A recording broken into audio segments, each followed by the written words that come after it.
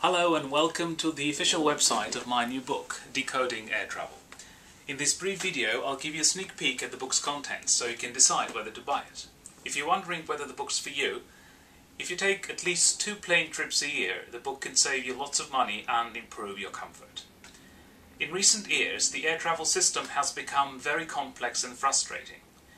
There is little we can do about that as customers, but what we can do is learn about the system and become empowered and educated travelers. Let's get started. I believe that travel should be exciting and fun. So in the foreword to my book, I focused on how to be a happy traveler. I have 10 steps in this foreword which you can read in full on this website for free. At the end of the day, it's about money and how much we can save. So here's an example of a trip from Washington to Louisville I tried to book on the United Airlines website. At the beginning, it gave me $5.63 as what it said was the lowest available fare for those days. I didn't like it. I decided to apply my own method and create my own fare. And so I got $2.55, which of course is less than half of what the website initially offered me. Another example is a trip to Chile, which I booked for a friend for New Year's last year, Washington to Punta Arenas in Patagonia. The American Airlines website initially gave me $3,800 in coach. I did my thing and I got $2,500, which was a $1,300 savings in about 5 minutes. Now, before the airlines come after me, let me just say that when I build my own fare, I follow all the rules. I access raw airline data published by none other than the airlines themselves. And that data, of course, consists of 2 pillars, the airline tariff and the flight inventory.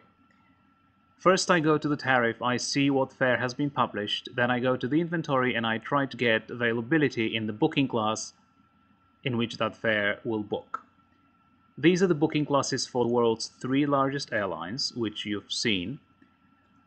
And this is an example of a domestic airline tariff, more specifically the United tariff from Washington to New Orleans, as of October 2010.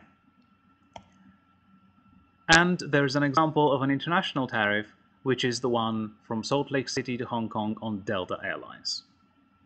These tariffs come, of course, with all their rules and conditions and so-called legal routing, which no doubt I follow as published. This is an example of the flight inventory for flights on United from Washington to New Orleans, and you see the fare buckets beginning with the highest or the most expensive, F and A in first class, followed by full fare economy in Y, B, M, and so on until we get down to the lowest discounted K and G. My method has 5 steps which I explain in detail in chapter 5 of the book, and which you can read about on this website for free. It's all about getting access to that raw data before it's processed by booking engines, whether it will be the booking engine used by the airline itself on its website or by online travel agencies and other third-party websites. It's about getting the best fare by taking control of your own trip. The second part of the book is about avoiding the hassle and increasing comfort during travel.